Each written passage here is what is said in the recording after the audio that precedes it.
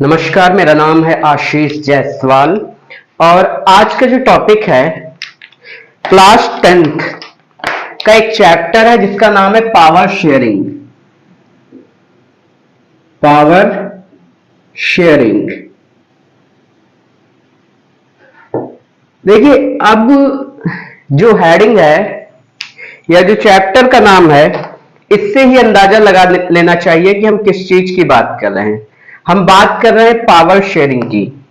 यहां पे दो एग्जाम्पल दिए गए हैं, एक श्रीलंका का दिया गया है, एक बेल्जियम का दिया गया है और दोनों के एथनिक कंपोजिशन की बात की गई है। एक जगह पे क्या होता है, जो बेल्जियम होता है, बेल्जियम, और दूसरा जो है श्रीलंका है। बेल्जियम और श्रीलंका।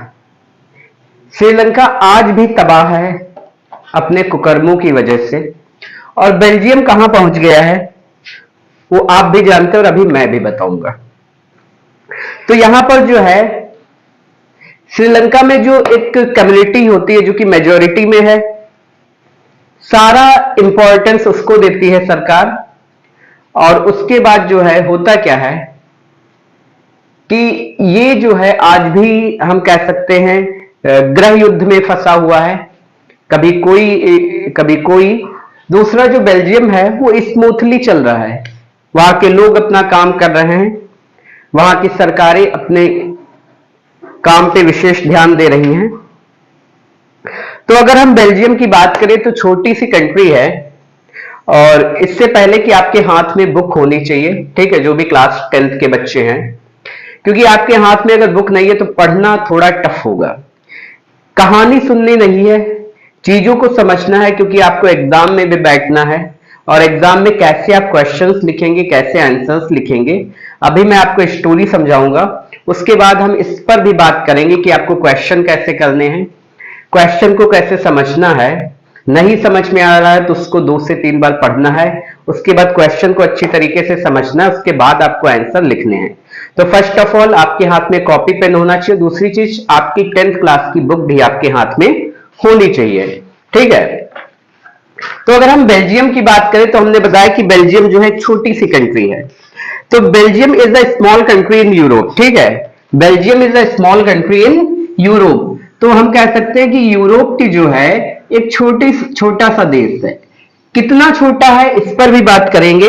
तो पहला तो क्वेश्चन ये है कि बेल्जियम जो है यूरोप का देश है, ठीक है। बेल्जियम जो है यूरोप का देश है, बेल्जियम।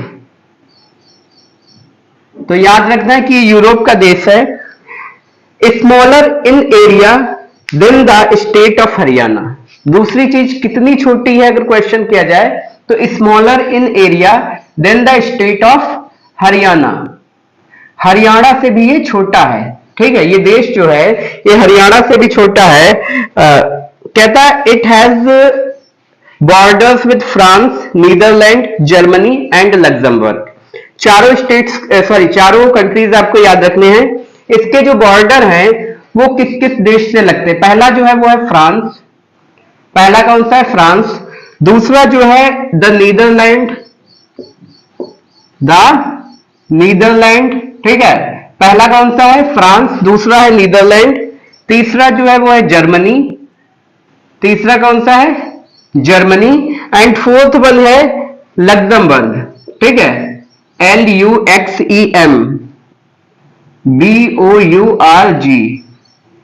लग्जमबर्ग।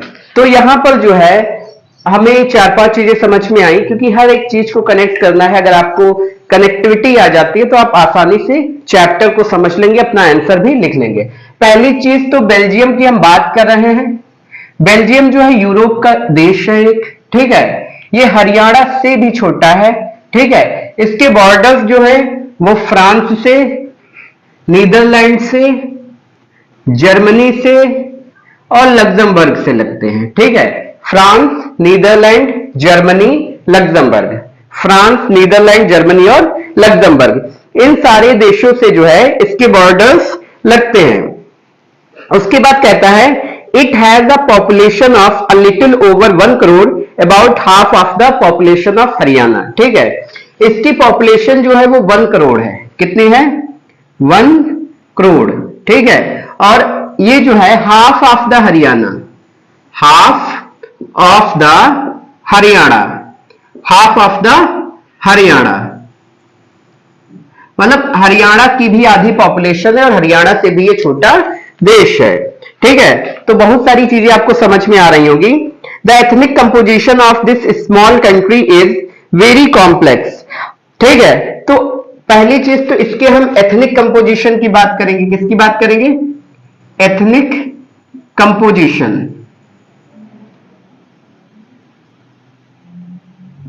एथनिक कंपोजिशन होता क्या है? तो कह रहा a social division based on share culture, people belonging to the same ethnic group believed in their common descent because of similarities and physical type or of culture or both. They need not always have the same religion or nationality. मतलब हम कह सकते हैं कि ethnic composition का मतलब ये हो गया कि हमारे देश में क्या है? हिंदू है, मुस्लिम है, सिख है और क्रिश्चियन है। ठीक है, तो ये एक साथ रह रहे हैं। ठीक है, एक साथ, लेकिन इनका धर्म और रिलीजन जो है वो अलग अलग है। ठीक है, तो हम कह सकते हैं एक साथ रह रहे हैं, तो ये एक हिसाब से क्या है? एथनिक कंपोजिशन है। एथनिक कंपोजिशन मतलब हिंदू एक अलग कम्युनिटी अपनी बना के रखते हैं, मतलब एक अलग हम कह सकते हैं धर्म है, रिलीजन है। मुस्लिम एक अलग हो गया, सिख अलग हो गया, क्रिश्चियन अलग हो गया। तो यहां पे यही कह रहा है कि अ social division based on share culture, people belonging to the same ethnic group believed in their same common descent because the similarities of physical type or of the culture both means those are the Hindus, they follow their culture। ठीक है, मुस्लिम अपना culture follow कर रहे हैं। तो ये हम कह सकते हैं कि एक एथनिक कंपोजिशन है कि सेम रिलीजन, सेम कास्ट का एक पूरा सा ग्रुप।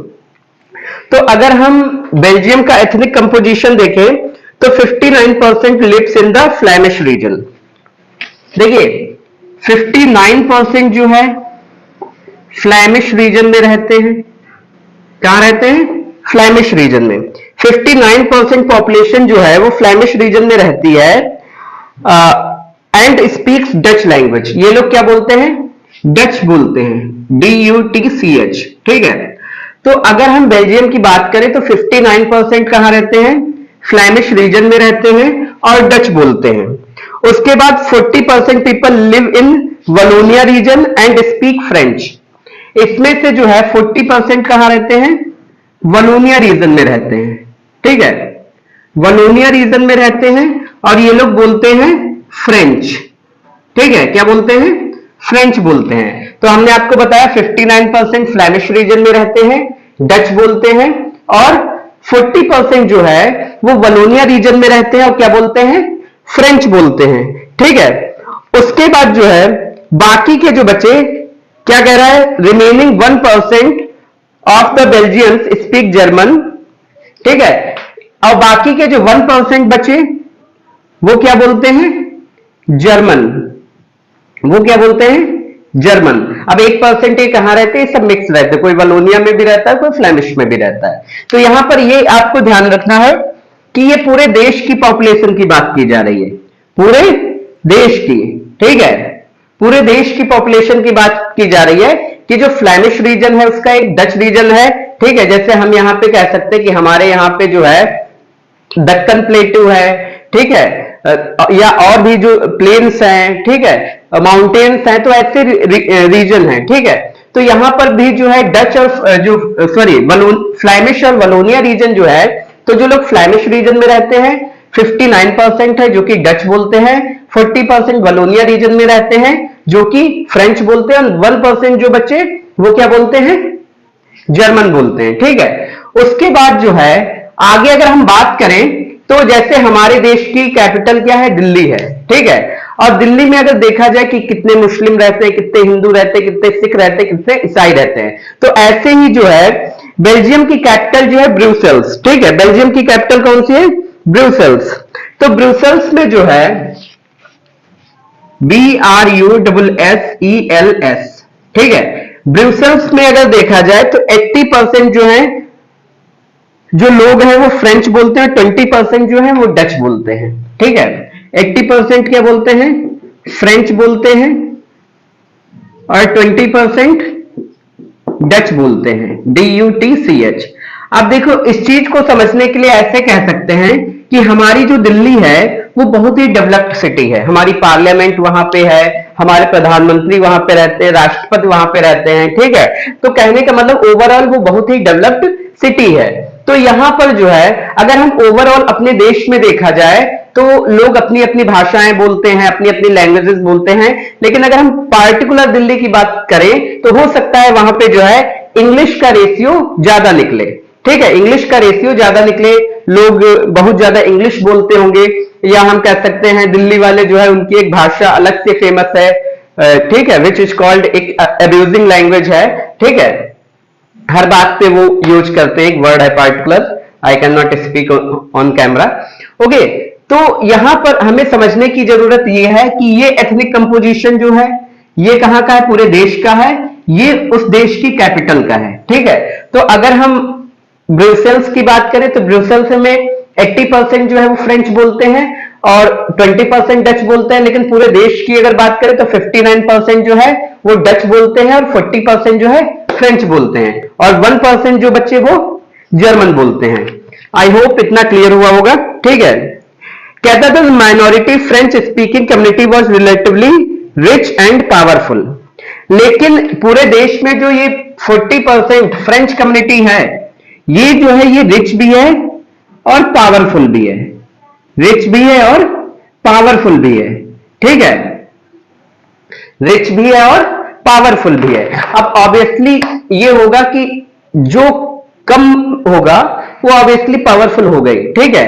एक फैमिली में 10 बच्चे हैं और एक फैमिली में एक बच्चा है, ठीक है, तो जो एक होगा वो हम कह सकते हैं उसको सुविधाएं ज्यादा मिल सकती हैं, ठीक है, उसको सुविधाएं ज्यादा मिल सकती है, उसको हम कह सकते हैं कि एक अच्छा एटमॉस्फेयर भी मिल सकता है, पढ़ाई अच्छी मिल सकती है और भी चीजें अच्छी मिल सकती हैं। जैसे एग्जाम्पल के तौर पे अगर हम इजराइल को लें तो इजराइल एक छोटा सा देश है, 90 लाख लगभग पॉपुलेशन है, लेकिन टेक्नोलॉजी के मामले में वो सबसे पावरफुल है।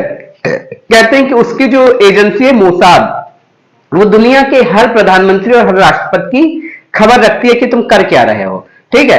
तो इजराइल जो है वो अपने आप में भी ही बहुत ताकतवर देश है। कहते हैं कि 7 देशों से लड़ा था और उसके बावजूद भी उसने जीत हासिल की थी। अरब कंट्रीज के बीच में जो है वो हम कह सकते एक बसा हुआ देश है, लेकिन फिर भी बहुत पावरफुल है। उसके बाद जो है हम बात करेंगे कि जो फ्रेंच जो कि माइनॉरिटी में है लेकिन उसके बावजूद भी क्या है, बहुत, ये देश में माइनॉरिटी में है लेकिन फिर भी पावरफुल है। This was resented by the Dutch speaking community who got the benefit of economic development and education much later. अब देखिए, एक तो ये माइनॉरिटी में है, इनको सुविधाएं भी ज्यादा मिल रही हैं, लेकिन अगर हम डच कम्युनिटी की बात करें तो डच कम्युनिटी जो है अपने आप में ही क्या है, बहुत ही पावरफुल है, ठीक है, सॉरी, फ्रेंच कम्युनिटी बहुत ही पावरफुल है। जो डच कम्युनिटी है, जो डच कम्युनिटी है इसको सुविधाएं जो है बहुत ही लेट में मिलती हैं, बहुत ही देर में मिलती हैं, और इसी बात का झगड़ा था, इसी बात का क्या था, झगड़ा था कि डच कम्युनिटी जो थी वो हम कह सकते हैं कि यहां जो है वो मेजॉरिटी में थी, लेकिन यहां जो है माइनॉरिटी में थी, दिल्ली में, सॉरी ब्रुसेल्स में, ठीक है, लेकिन इनको जो है सुविधाएं बड़ा लेट में मिलती थी। डच कम्युनिटी जो थी वो मेजॉरिटी में थी पूरे देश में, लेकिन सुविधाएं देर में मिलती थी, लेकिन फ्रेंच कम्युनिटी को सुविधाएं जल्दी मिल जाती थी। सपोज करो कि हमारे देश में जो है एक कम्युनिटी है जैन कम्युनिटी और एक है पारसी कम्युनिटी। कहते हैं जैन कम्युनिटी जो है वो बहुत पावरफुल है, ठीक है, उसमें जो है आपको या हम कह सकते हैं मारवाड़ी कम्युनिटी जो है वो बहुत पैसे वाली है।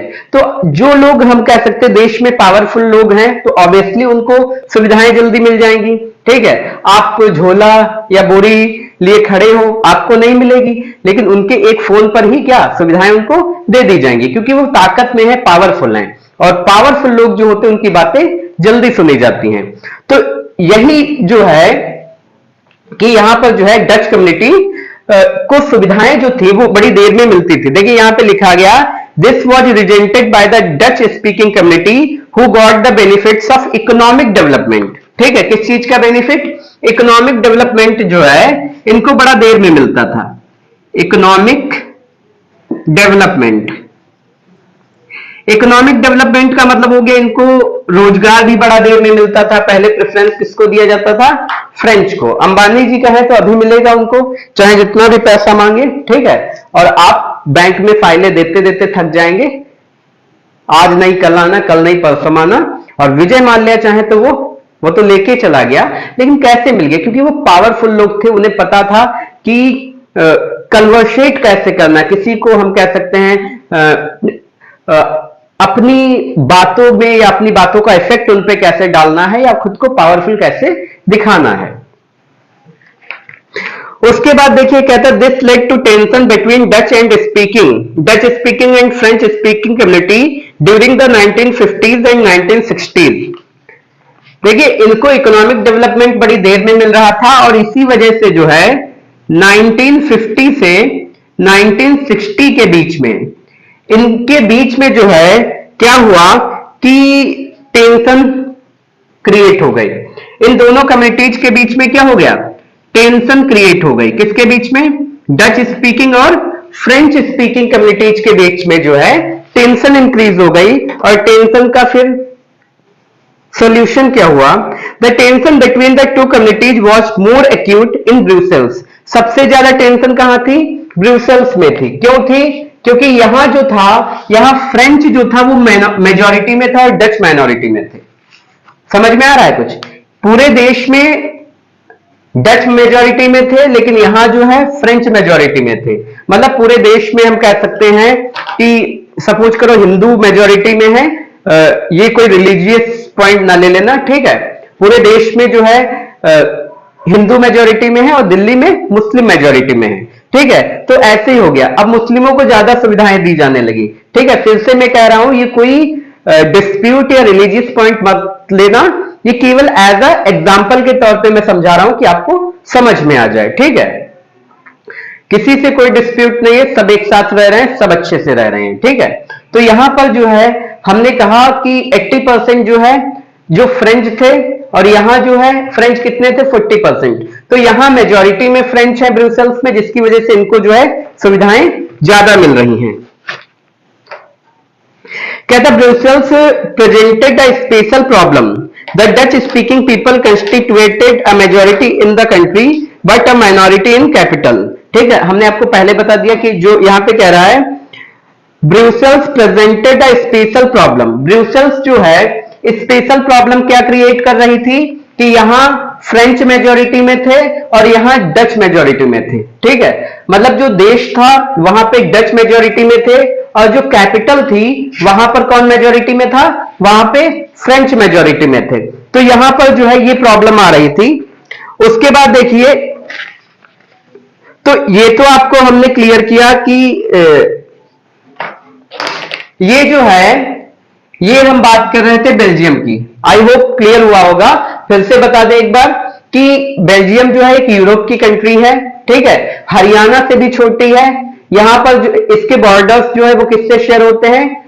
फ्रांस से, नीदरलैंड से, लग्जमबर्ग से, जर्मनी से।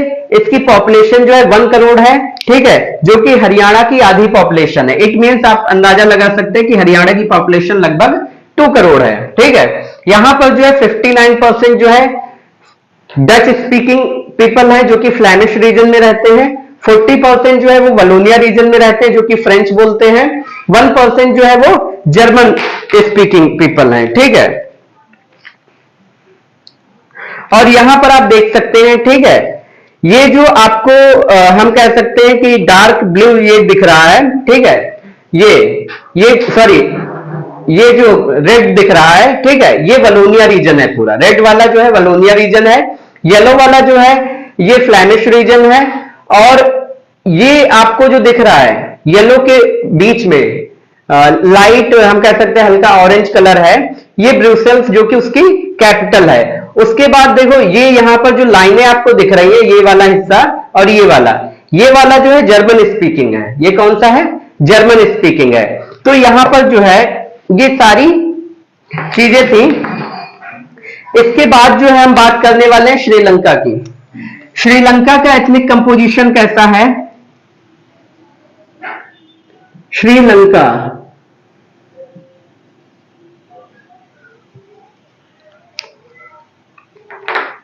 देखिए, श्रीलंका में जो है सिन्हालीज है और तमिल्स हैं, ठीक है, दो कम्युनिटी हैं सबसे ज्यादा। यहां पे कहता है let us compare this to the situation in another country. Same situation जो है दूसरी कंट्री में है। Sri Lanka is an island nation just a few kilometer off the southern coast of Tamil Nadu, ठीक है। तमिलनाडु से जो है, एक तो श्रीलंका क्या है, एक आइलैंड कंट्री है, ये याद रखिए,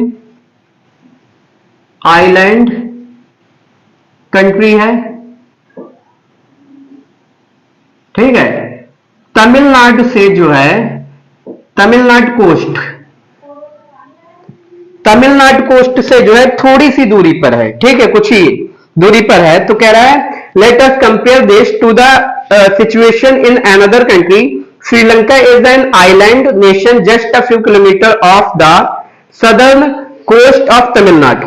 it has about 2 crore people, about the same as Haryana. इसकी पॉपुलेशन कितनी है? 2 करोड़। कितनी है? 2 करोड़, ठीक है, मतलब इक्वल टू हरियाणा, ठीक है। हरियाणा के बराबर इसकी पॉपुलेशन है, हरियाणा के बराबर इसकी पॉपुलेशन है। Like other Nations in south Asia region, Sri Lanka has diverse population, ठीक है। जैसे दूसरे नेशंस की तरह, जैसे यहां पर भी जर्मन रहते थे, फ्रेंच रहते थे, डच रहते थे, ऐसे यहां पर जो है हम कह सकते हैं various type of populations are living, ठीक है, डिफरेंट रिलीजियस पीपल यहां पे रहते हैं। उसके बाद जो है कहता the major social group are Sinhala speakers, ठीक है, the Sinhala speakers, the Sinhala speakers, ठीक है। जो सिन्हाला स्पीकर्स हैं वो 74% हैं। कितने हैं? 74% हैं, ठीक है। सिन्हाला स्पीकर्स जो हैं वो यहां पर 74% है। उसके बाद जो है तमिल स्पीकर्स जो है वो 18% है। जो तमिल स्पीकर्स हैं, तमिल स्पीकर्स वो 18% हैं। तो यहां पर जो है एमंग तमिल देयर आर 2 सब ग्रुप्स। अब देखिए तमिल में भी जो है 2 कम्युनिटी हैं, एक श्रीलंकन तमिल है और दूसरे जो हैं, जो श्रीलंकन तमिल है वो 13% है, श्रीलंकन तमिल जो है वो 13% है।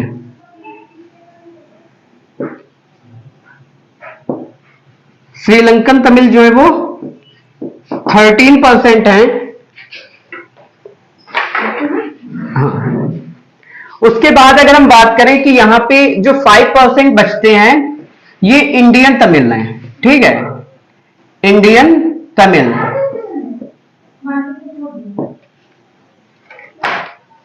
अब अगर हम ये बात करें कि यहां पर जो 5% इंडियन तमिल हैं, तो इसका कारण ये है कि जिस समय इंडिया कॉलोनी हुआ करती थी ब्रिटिशर्स की, ठीक है, तो जब इंडिया ब्रिटिशर्स की कॉलोनी हुआ करती थी तो यहां से कुछ पॉपुलेशन जो है प्लांटेशन वर्क के लिए वहां पे जाया करती थी।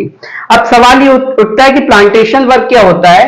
तो वहां पर जो है टी, हम कह सकते चाय के बागान हुआ करते थे, जिसकी वजह से जो है और भी चीजें हुआ करती थी। तो ब्रिटिशर्स जो है यहां से एज अ स्लैब ले जाते थे वहां पे, ठीक है, एज अ स्लैब ले जाते थे और वहीं पर जो है ये लोग धीरे धीरे बस गए। तो जो 5% जो बाकी के लोग थे वो कौन थे? इंडियन तमिल थे, 13% श्रीलंकन तमिल थे, ऑल ओवर अगर हम तमिल की बात करें तो 18% थे, सिन्हाला स्पीकर्स जो थे वो 74% थे। टोटल पॉपुलेशन की बात की जाए तो 2 करोड़ थी, जो कि इक्वल टू हरियाणा है, ठीक है। उसके बाद जो है डिस्प्यूट यहां पे किस बात का रहता है कि जो गवर्नमेंट थी वो सबसे ज्यादा प्रेफरेंस किसको दे रही थी? सिन्हाला स्पीकर्स को, क्योंकि उनको ये पता था कि 74% यहां पे क्या है, सिन्हाला स्पीकर्स हैं, जो कि मेजॉरिटी में थे। इसके बाद अगर हम देखें, कहता the rest whose forefathers came from India as a plantation workers during colonial period are called Indian Tamil. As you can see from the map, Sri Lankan Tamils are concentrated in the north and east of the country. अगर आप देखेंगे श्रीलंका में, तो जो श्रीलंकन तमिल हैं या तो वो नॉर्थ में रहते हैं या ईस्ट में रहते हैं, दो जगहों पे रहते हैं। या तो वो नॉर्थ में मिलेंगे आपको या फिर ईस्ट में मिलेंगे। जो श्रीलंकन तमिल हैं या तो वो नॉर्थ में मिलेंगे आपको या फिर ईस्ट में मिलेंगे। उसके बाद जो है यहां पे कहता most of the Sinhala speaking people are Buddhist while most of the Tamil are Hindus and Muslims. देखिए जो सिन्हाला स्पीकर्स हैं वो बुद्धिस्ट हैं। वो कौन है? बुद्धिस्ट हैं। और बाकी के जो हैं वो या तो हिंदू हैं या मुस्लिम हैं।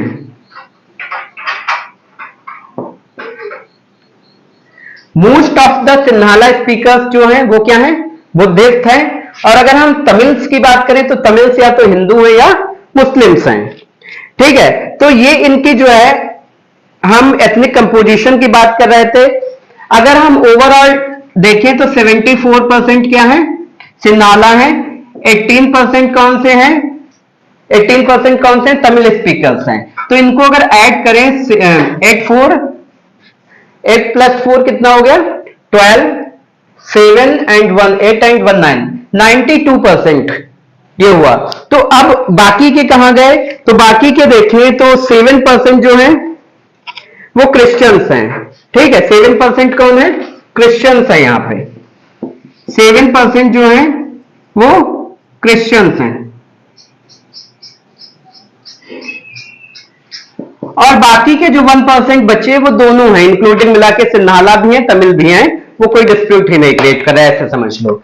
तो यहां पर जो है ये हमने जो है आपको एथनिक कंपोजिशन समझाया कि बेल्जियम का एथनिक कंपोजिशन क्या है, श्रीलंका का एथनिक कंपोजिशन क्या है। डिस्प्यूट की जो बात है वो अगले वीडियो में करेंगे। तो यहां पर अगर आपको नहीं समझ में आ रहा तो एक बार और समझा दें कि बेल्जियम जो है वो यूरोप की कंट्री है। ठीक है, हरियाणा से भी छोटी है। फ्रांस, जर्मनी, नीदरलैंड, लग्जमबर्ग, इनके साथ इसके बॉर्डर शेयर होते हैं। 1 करोड़ पॉपुलेशन है जो कि हरियाणा से भी कम है। 59% जो है फ्लैमिश रीजन में रहते हैं जो कि डच स्पीकर हैं। 40% जो है वो वलोनिया रीजन में रहते हैं जो कि फ्रेंच स्पीकर हैं। 1% जो है वो जर्मन स्पीकर्स हैं, पूरे देश में कहीं भी रहते हैं। डच कम्युनिटी को जो है इकोनॉमिक डेवलपमेंट बड़ी देर में मिलते थे, जिसकी वजह से ये प्रॉब्लम आ रही थी कि उनके बीच में जो है टेंशन क्रिएट हुई 1950 से 1960 के बीच में। टेंशन किसकी वजह से क्रिएट हुई? वो था कारण ब्रुसेल्स। ब्रुसेल्स जो इसकी कैपिटल थी, वहां पे 80% जो थे वो फ्रेंच स्पीकर थे, 20% जो थे वो डच स्पीकर थे। ठीक है, अब जो कैपिटल थी वहां पे फ्रेंच ज्यादा थे, मेजॉरिटी में थे। जो पूरा देश था वहां पे डच मेजॉरिटी में थे। तो अब दोनों के बीच में जो है इनको फ्रेंच को जो है इकोनॉमिक डेवलपमेंट, नौकरी हो गई या गवर्नमेंट जॉब हो गई या और भी जो थे वो जल्दी मिल जाते थे, जिसकी वजह से टेंशन क्रिएट हुई। उसके बाद श्रीलंका की बात करें तो श्रीलंका जो है एक आइलैंड है, तमिलनाडु से कोस्ट से कुछ ही दूरी पर है। ठीक है, इसकी पॉपुलेशन की बात करें तो इसकी भी पॉपुलेशन जो है 2 करोड़ है, जो कि हरियाणा के बराबर है। यहां पे जो सिन्हाला स्पीकर्स हैं वो 74% हैं। ठीक है, जो कि मेजॉरिटी में है। तमिल स्पीकर्स जो है वो 18% हैं। और तमिल में जो है 2 कैटेगरीज हैं, एक श्रीलंकन तमिल है, एक इंडियन तमिल है। जो श्रीलंकन तमिल है वो 13% है, रिमेनिंग जो है वो इंडियन तमिल है। इंडियन तमिल वहां पर कैसे पहुंचे? हमने आपको बताया था कि जब ब्रिटिश इंडिया जो थी वो ब्रिटिश की कॉलोनी हुआ करती थी। कॉलोनी मतलब क्या होता है? गुलाम। ठीक है, जब वो मतलब यहां हम कह सकते हैं एक देश जब दूसरे देश पे कब्जा कर लेता है, तो जिस वक्त जो है ब्रिटिशर्स ने इंडिया पे कब्जा कर रखा था, उस वक्त प्लांटेशन वर्क के लिए जो है यहां से जो है इंडियंस को ले जाया जाता था एज अ स्लेव। तो अधिकतर अगर आप इंडियन तमिल्स देखेंगे तो वो या तो आपको नॉर्थ में मिलेंगे या ईस्ट में मिलेंगे। जो most of the Sinhala speakers हैं वो बुद्धिस्ट हैं। और बाकी अगर हम तमिल स्पीकर्स की बात करें तो या तो वो मुस्लिम है या हिंदू हैं। That's all.